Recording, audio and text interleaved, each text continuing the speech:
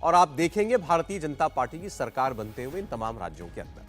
प्रधानमंत्री नरेंद्र मोदी ने जिस अंदाज में अपनी पार्टी की विजय की घोषणा की है वो आपको आज हम दिखाएंगे। और छत्तीसगढ़, राजस्थान, मध्य प्रदेश, प्रधानमंत्री के इतने कॉन्फिडेंस की वजह क्या है, इस पर आज हम लोग बात करेंगे।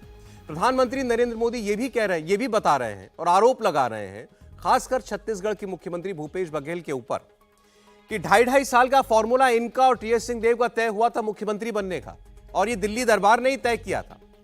लेकिन प्रधानमंत्री ने कहा कि 2.5 साल में भूपेश बघेल ने पहले तो छत्तीसगढ़ के लूट करके पैसा कमाया और फिर वही पैसा दिल्ली दरबार को पहुंचाया। इसी वजह से ये 5 साल तक मुख्यमंत्री बने रहे। प्रधानमंत्री नरेंद्र मोदी की बात आप सुनिए। हम बात करेंगे आखिर 3 दिसंबर को वाकई क्या छत्तीसगढ़ का नतीजा भी खासकर कांग्रेस पार्टी के लिए चौंकाने वाला हो सकता है। राहुल गांधी का नाम तो प्रधानमंत्री नरेंद्र मोदी ने नहीं लिया, लेकिन उनके गणित पर सवाल क्यों उठाया, आइए सुनते हैं प्रधानमंत्री नरेंद्र मोदी क्या बता रहे हैं। 3 दिसंबर को आपके हमारे सबके लिए क्या चौंकाने वाले नतीजे आने वाले हैं। ये जयघोष है, पहला चरण कांग्रेस पस्त, दूसरा चरण कांग्रेस अस्त। छत्तीसगढ़ में कांग्रेस सरकार के जाने का काउंटडाउन शुरू हो चुका है। कांग्रेस के जिन नेताओं ने आपको 5 साल लूटा है, उनकी विदाई का समय आ गया है। और कांग्रेस भी ये समझ गई है कि अब चला चली की बेला है। चला चली की बेला है। अब कांग्रेस सरकार कुछ दिन का ही खेला है। लेकिन आप मेरे शब्द लिख रखिए, आने वाली देव दीपावली छत्तीसगढ़ के लिए एक नया आनंद और उत्साह लेकर आएगी। जिस कांग्रेस ने छत्तीसगढ़ को लूटा है, वो देव दीपावली पर कहीं नजर नहीं आएगी। मैं इन दिनों जो दिल्ली से पत्रकार मित्र आते हैं, राजनीतिक विश्लेषक आते हैं, उनसे बात करता हूं। एक बात मुझे वो बड़े सीना तान करके कह रहे हैं। वो कह रहे हैं शर्त लगाओ मोदी जी। मैं कहा देखो भाई, मैं शर्त वर्त नहीं लगाता हूं, लेकिन मैंने कहा बताओ तो क्या है। वो कहते लिख के रखो, छत्तीसगढ़ में मुख्यमंत्री खुद हार रहे हैं। जब छत्तीसगढ़ में कांग्रेस की सरकार बनी थी, तब मुख्यमंत्री के पद के लिए 2.5 साल का एग्रीमेंट हुआ था। अब ऐसी पार्टी जहां बंटवारे के एग्रीमेंट होते हैं, लेकिन पहले 2.5 साल में ही मुख्यमंत्री जी ने इतना लूटा, इतना लूटा, इतना लूटा, 2.5 साल में इतना भ्रष्टाचार किया, लूट के पैसों का अंबार जमा कर लिया। और जब 2.5 साल पूरा होने पर आए तो तिजोरी दिल्ली वालों के लिए खोल दी, खजाना खोल दिया, हर एक को खरीद लिया, दिल्ली के नेताओं को खरीद लिया, और एग्रीमेंट धरा का धरा रह गया। और इसका गुस्सा सिर्फ पुराने कांग्रेस के लोगों में है, इतना ही नहीं, छत्तीसगढ़ का हर नागरिक मानता है कि पार्टी के भीतर इतना बड़ा धोखा हो सकता है, इतनी बड़ी वादा खिलाफी हो सकती है, तो जनता के साथ तो हर वादे की वादा खिलाफी होना तय है। हर वादे को ये झूठ करने वाले हैं। मैं बहुत लंबे समय से सार्वजनिक जीवन में हूं। मैं हवा का रुख बड़े आसानी से समझ पाता हूं।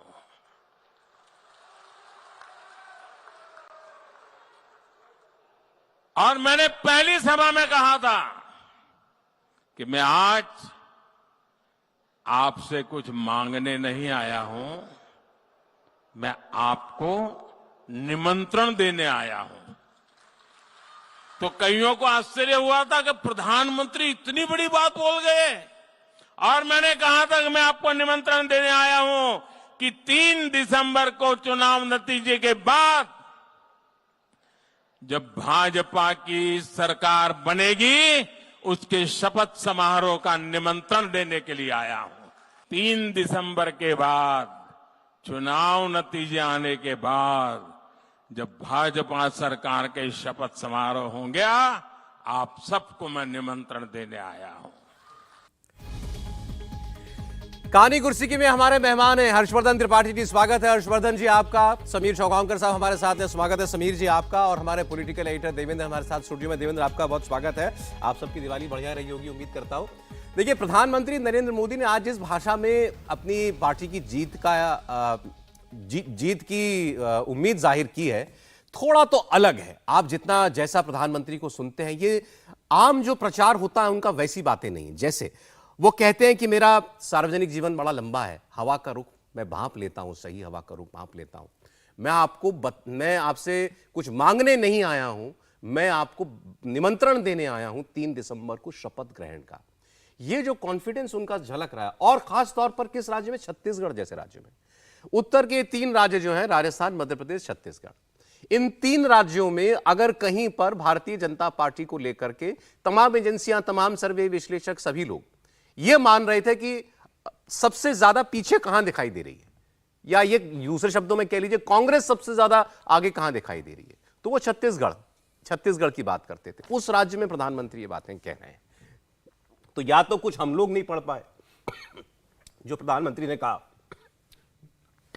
नहीं, निश्चित तौर पर देखिए, प्रधानमंत्री नरेंद्र मोदी जब छत्तीसगढ़ में इतना बहुत आगे जाकर कह रहे हैं, वो अपने मुंह से कह रहे हैं कि आप इतनी बड़ी बात बोल रहे हैं, और मुझे लगता है कि ये सचमुच क्या छत्तीसगढ़ की जो राजनीतिक बाजी थी वो पलट रही है। क्योंकि हम सब लोगों को, निजी तौर पर मैं भी मानता हूं कि वहां भारतीय जनता पार्टी बहुत पिछड़ गई। और पिछड़ क्या गई? न नेता दिया, न कोई 4-4.5 साल कोई बड़ा कार्यक्रम दिया। कवर्धा से लेके रायपुर में नग्न युवक प्रदर्शन कर रहे थे, वहां अलग अलग तरीके, गोबर से लेके शराब नीति, सब में घोटाला होता है। उनकी एक सचिव अभी भी जेल में है, लेकिन भारतीय जनता पार्टी उस तरह से लड़ते नहीं दिखती, कोई ऐसी लड़ाई नहीं लड़ती दिखती। ऐसे में अचानक राजनांदगांव में जिस दिन रमन सिंह की नामांकन का एक चित्र आता है, अमित शाह वहां से साहू समाज की बात करते हैं, कहते हैं कि लड़ाई जो है वो अलग किस्म की लड़ाई है। फिर प्रधानमंत्री नरेंद्र मोदी, इतना बम्बार्डमेंट तो शायद मध्य प्रदेश और राजस्थान में भी नहीं किया, तेलंगाना में जरूर होता हुआ दिखा था। अब इसके 2 मायने निकाले जा सकते हैं। एक तो ये कि या तो भारतीय जनता पार्टी को, विशेष करके नरेंद्र मोदी को, ये लगता है कि शायद जो कसर रह गई है उसको फिल इन द ब्लैंक्स जो होता है ना, वो गैप भरा जा सकता है। दूसरा, जहां बहुत खराब स्थिति में होते हैं, ताकत थोड़ी ज्यादा लगानी पड़ती है, राजनीति में तो और ज्यादा लगानी पड़ती है। और एक बात तो हर कोई मानेगा कि जितने मुख्यमंत्री हैं इस वक्त, उसमें हेडलाइन मैनेजमेंट के मामले में कांग्रेस के लिहाज से भूपेश बघेल जैसा कोई दूसरा मुख्यमंत्री नहीं है। यह सच है, हर कोई जानता था कि राहुल गांधी जी के सामने वो चर्चा हुई थी, सबने कहा भी टीएस सिंहदेव वाली, लेकिन अंत में नहीं माने और भूपेश बघेल ने सबको अपने साथ लाकर खड़ा कर लिया। तो मुझे लगता है कि शायद प्रधानमंत्री को कुछ वहां से उम्मीद दिख रही है। अब इतनी उम्मीद हो गई है कि 3 दिसंबर को सब बदल जाएगा, यह बड़ा सवाल है। इसमें मुझे भी थोड़ा सा गैप ज्यादा लग रहा है। या ये केवल 508 करोड़ महादेव ऐप वाली कहानी की उम्मीद है? ये नहीं, मुझे लगता है कि देखिए, एक तो राजनीति में मानता हूं कि अचानक कोई एक भ्रष्टाचार का मामला आ जाए और उससे सब पलट दे, मैंने ऐसा होता हुआ नहीं देखा कभी किसी राजनीतिक घटनाक्रम में। हां, अगर उससे कुछ कनेक्ट होने लगे, अगर लोगों को लगने लगे कि नहीं नहीं ये घोटाला हमारे जीवन पर असर डाल रहा है, तो जरूर होता है। महादेव ऐप के मामले में भिलाई में होगा, रायपुर में होगा, दुर्ग में होगा, थोड़ा बहुत कुछ शहरी इलाकों में होगा। कुछ जगहों पर लोग ये चर्चा करते हैं कि भाई कांग्रेस के लोग जुड़े हुए हैं, उनके एजेंट इनसे हैं, वो चलवाते हैं। लेकिन क्या वो इतना बड़ा मुद्दा बनेगा कि धान के कटोरे में सट्टा सबसे बड़ा हो जाएगा? मुझे थोड़ा सा अभी भी इसमें संदेह लगता है। अच्छा देवेंद्र से, क्योंकि आप तो ज्यादा और करीब से देखते सुनते होंगे प्रधानमंत्री की बात को, मुझे ऐसा लगा, त्रिपाठी जी भी सहमत हैं, कि भाई प्रधानमंत्री ने जो शब्दों का चयन किया छत्तीसगढ़ में खास तौर पर, ये थोड़ा सामान्य से अलग है। आपको लग रहा है कि वो कुछ कॉन्फिडेंस अलग दिख रहा है उनका? और 3-4 चीज़ें हैं सौरभ। एक उदाहरण देकर पहले आपको बताऊं कि प्राइम मिनिस्टर नरेंद्र मोदी का जो फीडबैक का अपना सिस्टम होता है, 2014 का जब चुनाव था सौरभ, और उसमें 3 फेज के चुनाव के बाद बीजेपी के किसी नेता से उन्होंने पूछा कि दिल्ली में जो मीडिया सेक्शन है वो क्या कह रही है, क्या आकलन कर रही है। उनको ये बताया गया कि अधिकतम बीजेपी 180 से 200 तक या 220 तक ज़्यादा से ज़्यादा। 3 फेज के बाद उन्होंने ये कहा था कि सबके सब, उनका जो शब्द था जो हमें बताया गया कि मुंह के बल गिरेंगे, क्योंकि बीजेपी अपने दम पर स्पष्ट बहुमत की सरकार बनाने जा रही है। तो वो फीडबैक 19 की बात 2014 की 14 पहली बार, तब वो दिल्ली से वाकिफ नहीं थे बहुत ज़्यादा, तो दिल्ली के नेताओं से इस बाबत फीडबैक वो लेते थे। तो लेकिन वो बंद कमरे का फीडबैक था। जब आप मंच से बोलते हैं तो मंच से बहुत चीज़ें ऐसी कही जाती है ताकि आप अपने कार्यकर्ताओं का हौसला बढ़ाएं, अपने लोगों का हौसला बढ़ाएं, अपने समर्थकों को ये भरोसा दें कि हम जीत रहे हैं। हो सकता है कि वो आपके तथ्य जो हैं उससे भले ही मैच ना करते हों। इस समय प्रधानमंत्री नरेंद्र मोदी के बोलने की जो वजह है वो ये है सौरभ, और वो फैक्ट पे है कि जो पहले फेज का जो चुनाव हुआ है 20 सीटों पे, उस पर आप कांग्रेस के भी किसी व्यक्ति से अंदर खाने बात करेंगे तो वो यही कह रहे हैं कि हम 11 से 12 सीटें जीतेंगे, 8 से 9 बीजेपी। पिछली बार बीजेपी सिर्फ वहाँ पर 1 सीट पे जीत हासिल हुई थी। उस कंडीशन में आप समझ सकते हैं कि अगर उस जोन में जहाँ पर बीजेपी बहुत ख़राब थी, कांग्रेस भी अगर ये मान रही है कि बीजेपी इस तरह से नेक टू नेक है, तो आगे के जो चुनाव हैं उसमें बीजेपी कितना उत्साहित हो सकती है। तीसरी चीज़ कि इसमें पहले भी हम लोगों ने बात की है कि छत्तीसगढ़ की जनता एक तरह से ऐसा लगता था कि वो तैयार थी बीजेपी को जिताने के लिए। बीजेपी पार्टी के तौर पर छत्तीसगढ़ में जीते हुए दिखी नहीं। रमन सिंह पिछले चुनाव के बाद उनको साइडलाइन कर दिया गया और मैसेज ये दे दिया गया कि अब रमन सिंह लीडर नहीं है, वो शांत हो गए। रमन सिंह की जगह किसी और लीडर को आपने दिया नहीं। ऐसे में 5 साल भूपेश बघेल की जो सरकार थी उसमें जितनी सारी खामियां थी, उन खामियों को लेकर जनता के भीतर एक मोमेंटम पैदा करना, वहां पर बीजेपी बुरी तरह से चूकी थी, जिसका नतीजा ये था कि जनता में समर्थन की संभावनाओं के बावजूद आप उसे कैपिटलाइज नहीं कर सके। अब मुझे याद नहीं कि कोई भी छत्तीसगढ़ के बीजेपी के नेता से मैंने बात की हो अभी भी वो ये कह रहे हो कि हाँ हम बहुत अच्छा कर रहे हैं। वो अभी अधिकतम यही मान रहे हैं कि 30 से 32-33 सीटें तक हम जा सकते हैं। तो जब पार्टी के नेता ही, पार्टी के कार्यकर्ता ही इस प्रकार से हो तो आप समझ सकते हैं कि फिर जनता क्या करेगी। और चुनाव बहुत कुछ जीता जाता है माहौल के आधार पर। बीजेपी उस माहौल को अभी तक कैपिटलाइज करने में सफल नहीं रही थी।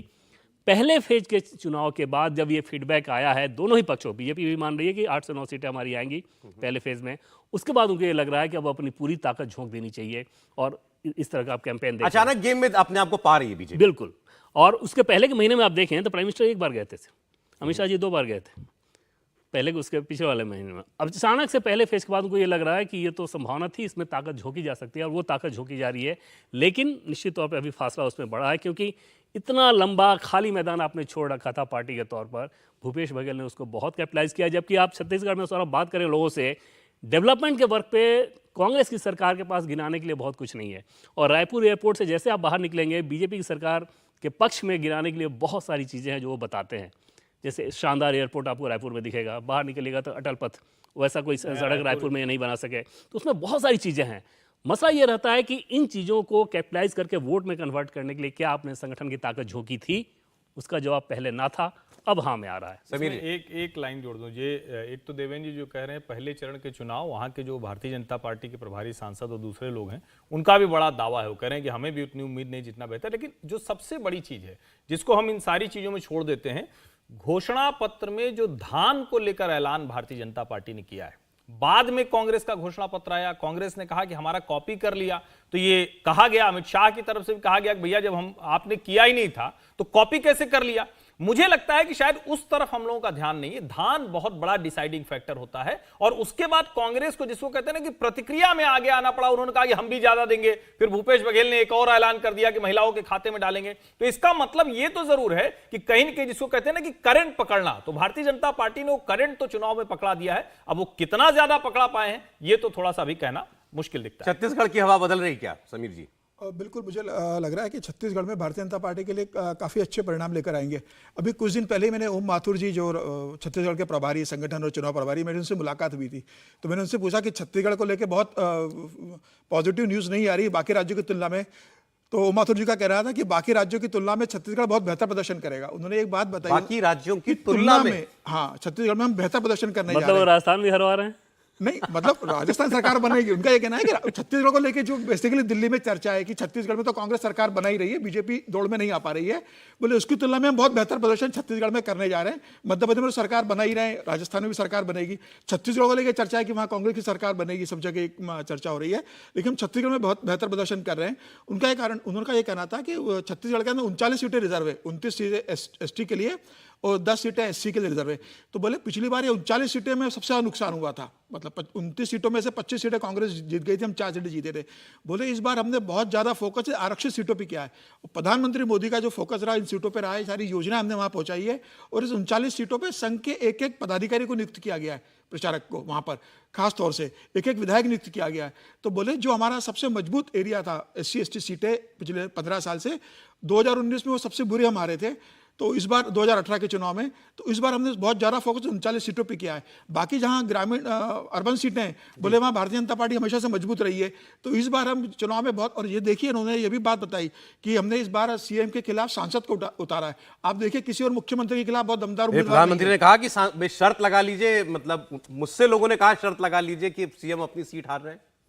बिल्कुल, मुझे लग रहा है कि जिस हिसाब से वहां पर सांसद तो खड़ा किया, आप देखिए ना मध्य प्रदेश में शिवराज, और ऐसा नहीं है कि ऐसा हुआ नहीं पहले, एक बार हुआ, पर वो चीफ मिनिस्टर नहीं थे तब, चीफ मिनिस्टर नहीं थे, एक बार हारे हैं, लेकिन भूपेश बघेल को फिर भी मुझे लगता है कि हारना बहुत मुश्किल होगा। ये हो सकता है कि वो कम मार्जिन से जीते तो वो उनके लिए हार के समान ही होगा, हार बहुत मुश्किल होगी, लेकिन कैंडिडेट बहुत अच्छा दिया है वहां पर, जिस हिसाब से अशोक गहलोत और सचिन पायलट को राजस्थान में भारतीय जनता पार्टी ने वॉकओवर दे दिया, वहां किसी दमदार चेहरे को उनके सामने नहीं उतारा है छत्तीसगढ़ में। हाँ, उस छत्तीसगढ़ में मुख्यमंत्री को जिस हिसाब से उन्होंने दमंग कैंडिडेट दिया है, मुझे लग रहा है कि वहां पर परिणाम एट लास्ट चौंकाने वाले आ अच्छा, सकते एक हैं। प्रधानमंत्री की बात आपको और सुनाते हैं। प्रधानमंत्री ने महाज्ञानी को लेकर के कुछ कहा एक महाज्ञानी आएंगे, आपको भी बहुत सारा गणित बताएंगे।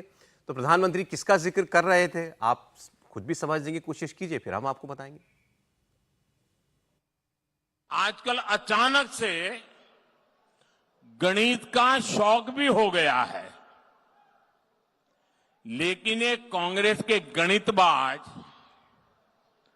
वो सवाल भी हल नहीं कर पाते जो छत्तीसगढ़ का 5वीं कक्षा का विद्यार्थी हल कर सकता है।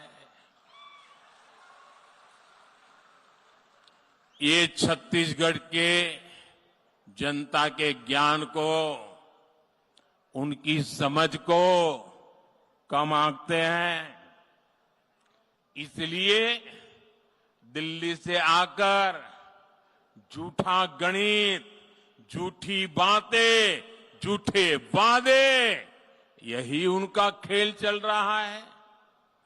जिस कांग्रेस को गणित सिखाने का इतना बड़ा शौक है, आज मैं इस मुंगेली में हजारों लोगों के बीच में उससे भी मैं कुछ सवाल जरूर करूंगा। ये जो छत्तीसगढ़ में महादेव सट्टेबाजी घोटाला हुआ है, उसमें 508 करोड़ रुपए से अधिक के बंटने के आरोप है। कितने कितने कितने जांच एजेंसियों के छापों में रुपयों के ढेर पकड़े गए हैं। यहां के मुख्यमंत्री के करीबी जेल में बंद है। कांग्रेस के इन गणितबाजों को बताना होगा कि मुख्यमंत्री को इसमें कितना पैसा हिस्सा मिला है, कांग्रेस के बाकी नेताओं के हिस्से में कितना माल गया है, और दिल्ली दरबार तक इसमें से कितना माल पहुंचा है। अब उन्होंने नाम तो किसी का नहीं लिया, लेकिन आजकल आंकड़ों की बातें राहुल गांधी बहुत ज्यादा करते हैं, ये बात सही है। नहीं, देखिए, विशेष करके जिस अंदाज में उन्होंने कहा कि महाज्ञानी आएंगे और बताएंगे, और दरअसल राहुल गांधी ये करते भी हैं। आप देखिए, किसी भी जगह जाते हैं तो कुछ लेकर आते हैं और वो बताते हैं कि कैसे कैसे सरकार सब गड़बड़ करती चली जाती है। उनका मुझे एक बड़ा रोचक लगता है, जो मुझे लगता है कि किसी को भी देश में जब वो कहते हैं कि अच्छा आपने स्विच दबाया और अडानी की जेब में पैसा चला गया। अब ये वाला गणित मेरी समझ में नहीं आता। आप मतलब गाड़ी स्टार्ट कीजिए, अडानी की जेब में पैसा चला गया, तो अब ऐसे तो आगे वो पता नहीं कहां तक जाएंगे। नहीं तो सुबह उठे और आप फ्रेश होने गए और अडानी की जेब में पैसा चला गया। तो इस तरह की बातें वो करते हैं। और ये सचमुच राजनीति में कई बार होता है ना कि आपका अच्छा बुरा थोड़ा कम समझदारी वाला भी चल जाता है, लेकिन बार बार आप वैसी ही गणित वाली बात करें जिसमें लोगों को लगे कि अरे नहीं भैया ये तो न राजनीति वाली गणित बनेगी, न सीधी वाली 2 और 2 4 बनेगी, न 2 और 2 22 बनेगा, न 2 और 2 5 बनेगा। तो कौन सी गणित कर रहे हैं? और विशेष करके चुनाव के समय में अगर बार बार वैसी ही गलती आपकी पकड़ी जाती है तो आप हास्य का पात्र बनते हैं। मुझे लगता है कि प्रधानमंत्री नरेंद्र मोदी की अभी जो कोशिश थी वो शायद उसी तरफ ले जाने की थी, क्योंकि कई बार लोग बार बार कहते हैं कि राहुल गांधी जी की छवि बेहतर हुई है, वो बोलते पहले से बेहतर हैं, कुछ अच्छा कर रहे हैं। तो शायद भारतीय जनता पार्टी और नरेंद्र मोदी वो बताना चाह रहे हैं कि नहीं नहीं ये उस योग्य नहीं है जहां आप देख रहे हैं। तो शायद ये वजह होगी उसकी। नहीं, अब वो कुछ ओबीसी वाला जो बातें, वो जो तीन 90 में से 3 सेक्रेटरी वाली बातें तमाम जो राहुल गांधी करते थे, उसको लेकर के कुछ प्रधानमंत्री की कुछ सोच पता चल पाई क्या आपको? कहना क्या चाहते हैं राहुल गांधी, क्या उसका प्रभाव हो रहा है? वो लोग बहुत हैरान सबसे ज़्यादा इस बात पे होते हैं सौरभ कि अगर राहुल गांधी के तर्क को ही देखें तो देश का प्रधानमंत्री तो अभी ओबीसी है ना, तो उस हिसाब से तो बीजेपी ने दिया जो कि कांग्रेस पार्टी ने कभी नहीं दिया। कांग्रेस ने देश को प्रधानमंत्री ओबीसी नहीं दिया, बीजेपी ने दे दिया। तो मौजूदा प्रधानमंत्री अगर ओबीसी हैं तो इससे बड़ी चीज़ और क्या हो सकती है।